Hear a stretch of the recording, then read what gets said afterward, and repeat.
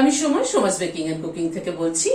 আজ আপনাদের সাথে শেয়ার করছি কাটোয়ার ডাটা ও কাঁঠাল বিচি দিয়ে 5 মিশালো একটা তরকারি।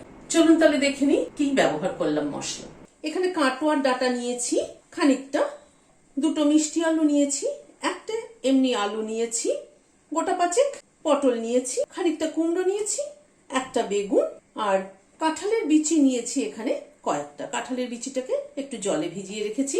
তবে কাটোয়ার ডাটা দিয়ে কিন্তু এরকম ভাবে একটা তরকারি খেতে কিন্তু দারুণ ভালো লাগে। সবজিগুলোকে কেটে রেডি করে নিলাম। প্রথমে গ্যাসে একটা তড়কা প্যান বসালাম, তেল দিচ্ছি। এখানে সরষের তেল ইউজ করেছি আমি। এখানে 8-10টার মতো বড়ি আছে, বড়িটাকে ভেজে নিচ্ছি। আমি তড়কা প্যানের মধ্যে বড়িটাকে ভেজে নিলাম এই কারণেই, বড়ি কিন্তু একটু তেল না হলে ভাজা যায় না, সেই জন্যই তড়কা প্যানটার মধ্যে অল্প তেলে হয়ে যাবে। এখানে বড়িটাকে ভেজে নিলাম, তুলে নিচ্ছি। বড়ি ভাজার তেলটা এবার তরকারিতে ইউজ করে ফেলবো। আর একটু তেল অ্যাড করে দিচ্ছি। একটা শুকনো লঙ্কা ফোড়নে দিলাম, 1/2 চামচ 5 ফোড়ন দিলাম। 5 ফোড়ন আর শুকনো লঙ্কাটাকে একটু ক্র্যাক করিয়ে নিচ্ছি গ্যাসের ফ্লেমটাকে কম রেখে। ফোড়নটা কিন্তু যত ধীরে ধীরে ভাজা হবে গন্ধটা কিন্তু তত সুন্দর বেরোবে। 1 চামচ আদা বাটা দিলাম, দুটো কাঁচা লঙ্কা পেস্ট করে দিয়ে দিলাম। আদা কাঁচা লঙ্কাটাকে একসাথে একটু ভেজে নিচ্ছি। এবার সবজিগুলোকে দিয়ে দিচ্ছি।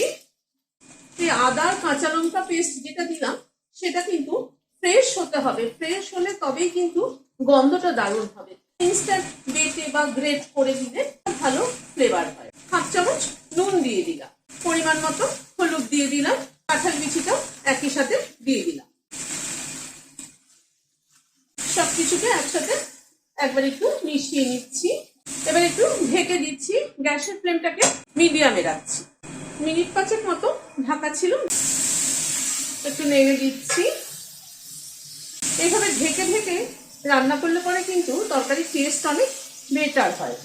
আবার একটু ঢেকে দিচ্ছি। আরো প্রায় মিনিট 5-6 মতো ঢাকা ছিল, গ্যাসের ফ্লেমটা কিন্তু মিডিয়ামে রয়েছে। তরকারিটা এবার অনেকটাই নরম হয়ে এসছে। এবার বড়িটাকে হাত দিয়ে একটু ভেঙে ভেঙে দিয়ে দিচ্ছি। 1/2 চামচের একটু বেশি চিনি দিয়ে দিলাম। সবকিছুকে একবার একটু মিশিয়ে দিলাম। অল্প একটু গরম জল দিয়ে দিচ্ছি। এটা মানে জাস্ট তরকারিটা একটুখানি মাখো মাখো হলে পরে ভালো লাগে। আবার একটু ঢেকে দিচ্ছি। মিনিট 5 মতো ঢাকা ছিল, ঢাকাটা খুলছি। একবার একটু তরকারিটাকে নাড়িয়ে দিচ্ছি। লাস্টে 1/2 চামচ ভাজা মশলার গুঁড়ো দিয়ে দিচ্ছি। ভাজা মশলার গুঁড়োটাকে একবার একটু মিশিয়ে দিচ্ছি। লাস্টে যে ভাজা মশলাটা অ্যাড করেছি আর বড়িটা অ্যাড করেছি, তাতে কিন্তু তরকারির টেস্টটা পুরো পাল্টে গেছে।